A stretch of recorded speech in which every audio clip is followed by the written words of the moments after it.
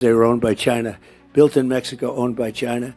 A lot of investment coming into our country, much more than I've ever seen.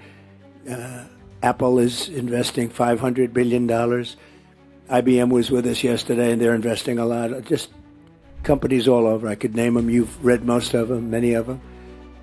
But hundreds of billions of dollars is being invested. That wouldn't have happened if I didn't win the election, number one. And I think, number two, the tariffs are having a tremendously positive impact. They will have, and they are having.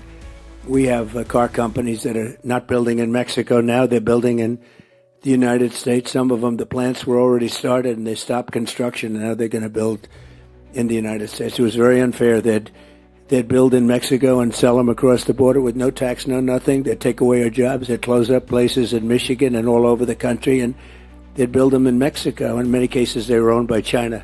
Built in Mexico, owned by China. And that's all stopped now. They're all coming here.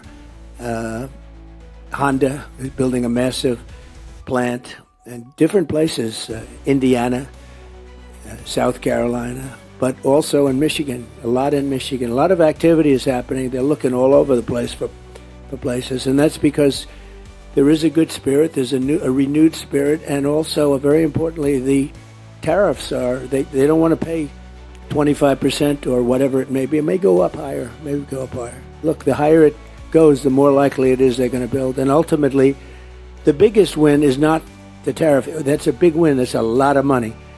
But the biggest win is if they move into our country and produce jobs. That's a bigger win than the tariffs themselves. But the tariffs are going to be throwing off a lot of money to this country. And we've been ripped off for years by other countries, many, many decades. And they were doing the same thing. But I think we'll do it better. And I think we have a bigger advantage because we really are the piggy bank. They weren't.